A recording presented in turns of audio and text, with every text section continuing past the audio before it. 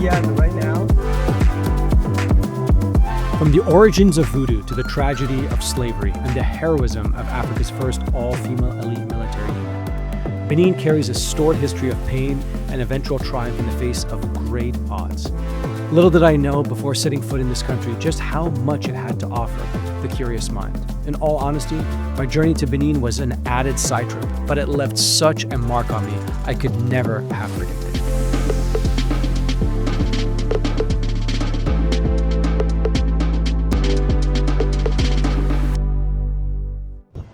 Hi, this is Hamad and welcome to Final 50, where I travel to the last 50 countries on Earth.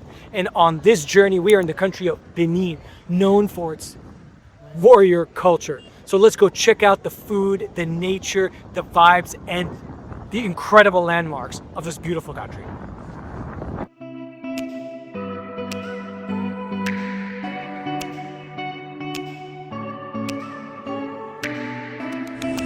Landed!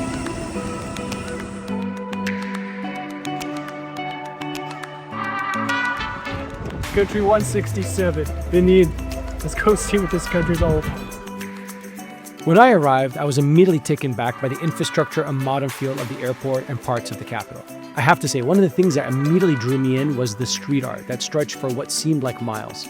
Thankfully, my hotel was in the area, so I knew I was going to go back and have a chance to inspect the murals one by one. By way of background, Benin is one of the smaller countries in Africa, located on the western part of the continent, where it borders Nigeria to the east, Togo to the west, and both Niger and Burkina Faso to the north. That night, I had decided to see the enormous and incredibly powerful statue in the heart of the city that pays homage to the all-female warriors. These warriors were also immortalized in the movie The Woman King.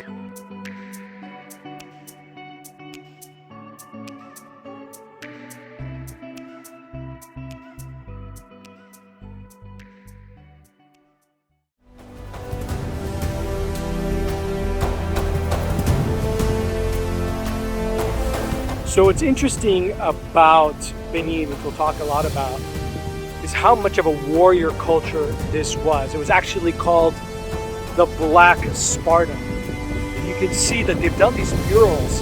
Right behind it is the marina. But they've done this kind of boulevard with all these murals, and they're paying homage to these warriors, which is so cool. And then just artists from, I think, everywhere in Africa just kind of came together to kind of put this together. Just absolutely stunning, stunning art. Wow.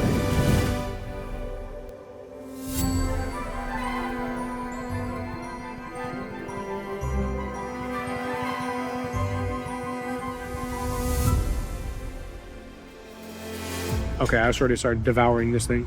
So we've got a fish, I think a kelp. And then we've got pepper sauce, we've got onions, we've got akache, and then we've got here a cassava-based kind of starch, very kind of Benin. The next day I was able to get a taxi through my hotel using a local version of Uber.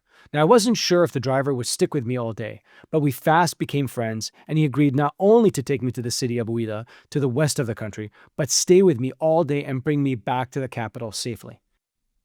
In fact, when you visit, you should do the same. It's a lot safer, more convenient, in the long run, the more affordable option. Introduce yourself.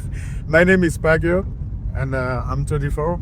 I'm living in Benin, and I'm Uber. There you go. Our first stop was the slave market. The city officials had placed large metal balls to symbolize where the slaves stood when they were bought and sold and then forced to walk in chains across their own city to the shore to embark on their final journey. It was absolutely heart-wrenching to think that this happened, where millions were shipped off to their demise across the world. Hundreds of thousands never even made it, and almost no one ever saw Africa again. It's a scar in human history that we should never forget. So this is the slave market right here in Ouidah. It's said that 1 million people over the course of the Atlantic slave trade went through these parts right here over the course of hundreds of years. A lot of those people that came through here, some of them were prisoners from wars, some of them were just taken from their villages, and through just different hands, whether it was local and obviously facilitated internationally, very bustling Portuguese and other slave traders. It was just criminal, and they started here. And then what they would end up doing, they would be brought to this location right here, and they would be taken down almost about 2 miles, walked in shackles to the people that had purchased them to then cross the Atlantic. In memory of the hundreds of thousands that marched across the city, I decided to walk their same path, observing the buildings, the structures, the countryside, taking the whole experience in, and thinking how they must have gathered their last thoughts before they departed their beloved continent.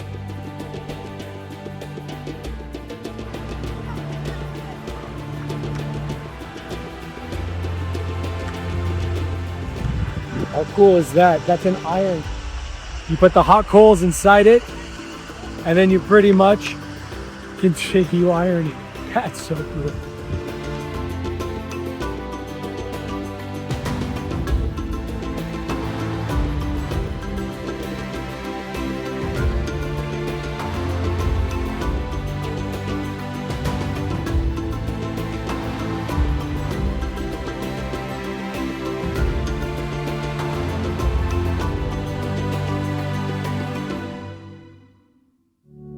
I finally got to what was known as the Door of No Return, where there was an arch that stood strong in honor of their memory, as well as beautiful sculptures and murals to showcase the departing of these souls across the world.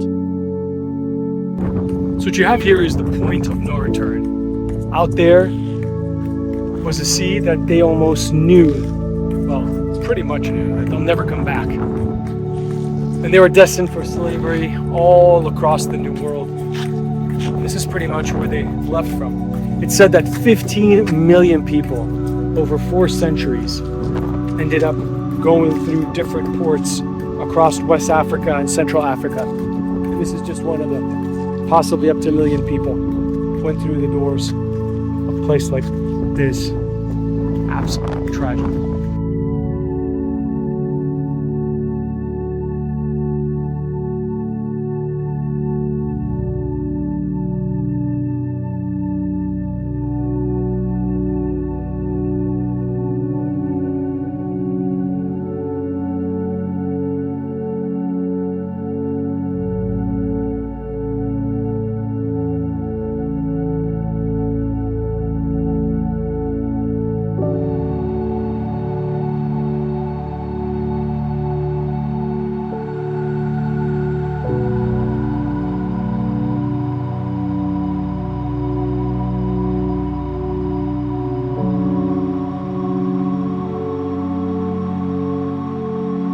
I must have sat on that beach for almost an hour, just looking into the distance, thinking about the whole experience of the people crossing the ocean and seeing Africa for the last time.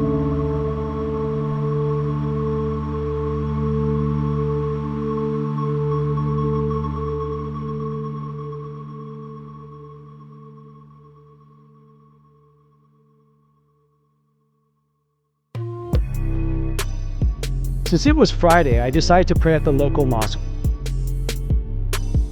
before heading out to a completely different type of religious experience at the Temple of Pythons, which really was ground zero for the Voodoo faith. Now, Voodoo is often misunderstood, so it's so important to stay curious and learn about people of all backgrounds and what they practice. In fact, one of the best parts of traveling is learning to keep an open mind, especially if you want to immerse yourself in the tradition of others. So the whole idea here is that pythons are worshipped in this part because this was a forest, and a lot of the areas here were forests. And so when people came here to plant, the pythons were ridding the area of rodents that otherwise would kill the crops. So they were then worshipped, and they became part of the whole Voodoo culture, which really is profound and started in Benin. So this was I think this is a female, this is a male. This is a male because it's on the smaller side. The female is a little bit longer. And every month they go out to feed. And they're very, very important, sacred in this part right here. So let's check it out.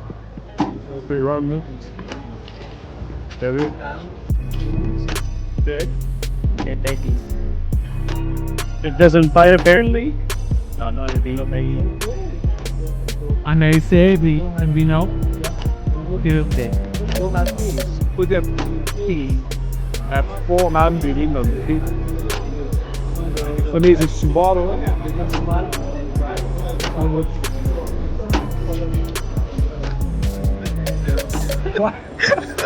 What are you? This guy, you show the camera to you, but this guy right here is laughing, even though he's from Benin and he refuses to do this, and I'm the one who's not even gonna try it. Now, what I found so funny was that my guide refused to put the snake on himself. He just panicked. It's slowly gonna wrap itself around my neck, thinking of like a rodent that's gonna eat me. Don't hold his hair. Don't just be scared. This guy's a wimp. He's a wimp. Okay, let's go.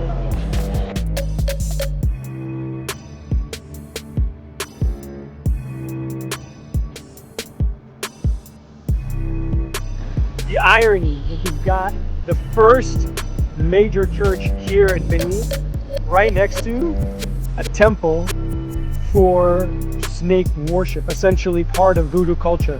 And that's the beauty of this country, is that people are both Christian and Voodoo worshippers, you know, like Voodoo. So it really is kind of like a coexistence that really only exists in certain countries, and Benin is one of them. Now, Voodoo, probably important just to kind of quickly say, it comes from the concepts of animism, right? That every tree, every rock, every animal, everything has its own soul and therefore is worshipped in different ways. Iron, god of fertility, snakes, trees, and you provide offerings to them and so forth. Now, obviously, there seems to be like a sinister side to it that came across as well, but it is something that's very, very much part and parcel of just the religion here that's existed for over 600 years. And with the slave trade, it continued into the Americas, like we see in Haiti and other countries. So really, really absolutely fascinating. And the country where Voodoo started is right here in Benin.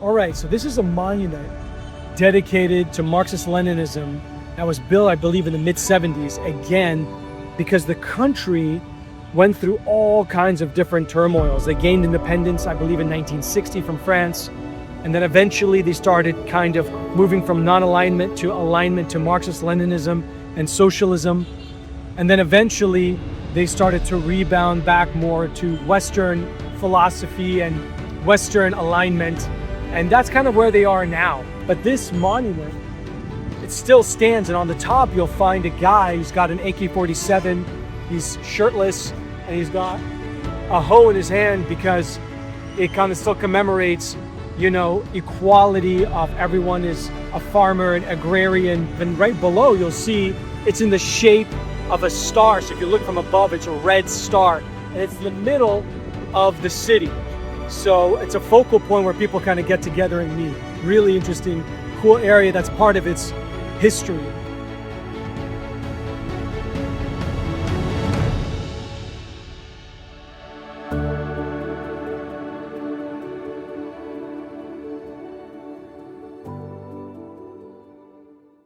After we spent several hours in Ouidah, we started making our way back to Cotonou. One of the highlights was the famed market, one of the biggest in West Africa. Now, nothing could have prepared me for how wild this place was. Thousands upon thousands of stalls, all hucking their produce to people from all around. I mean, the place was just sprawling. If I had lost my guide, it would have been a wrap. I would have been stuck there forever. Absolute controlled chaos. Maybe it's not even controlled. Absolutely crazy.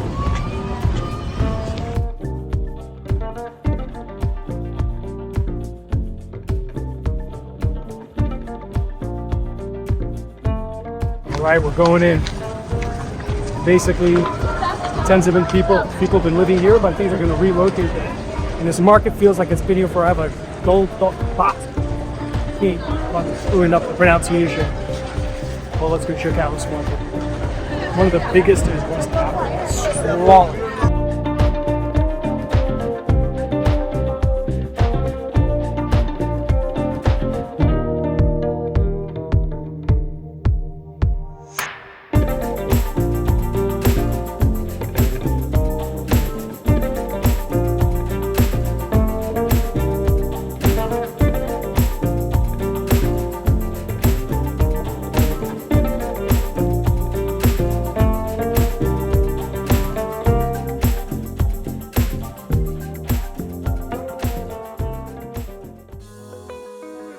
finally ended the journey with my guide at a local beach just outside the city center. It was bittersweet to see him off, especially given how great he was in introducing me to his country.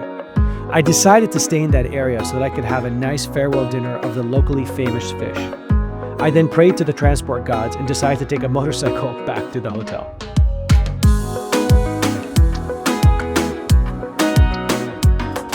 So this is meant to be one of the best fish restaurants in Cotonou, face à mer. I can't wait.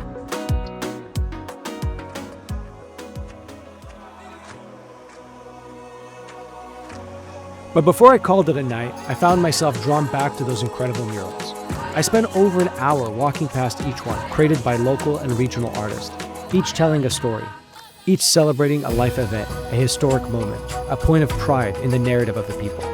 Honestly, it was one of the most unforgettable experiences I had on my many travels.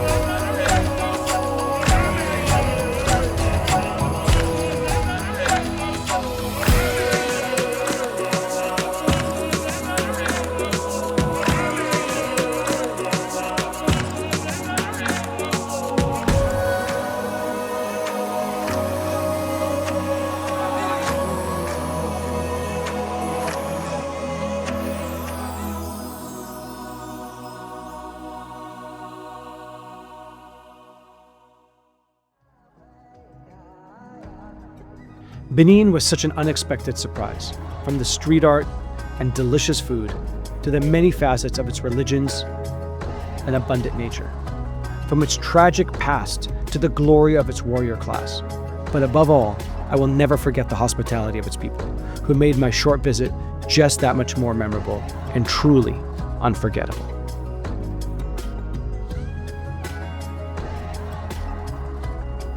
Well, I hope you enjoyed this mini tour of the country of Benin and saw how much there is on offer. There is definitely a lot to see here, so make sure to include it in your itinerary when you come to West Africa. In the meantime, please leave any comments below. I'd love to get feedback from you about how you enjoyed this vlog, and please subscribe to the channel. Thank you for watching. Stay curious, and I look forward to seeing you on my next journey.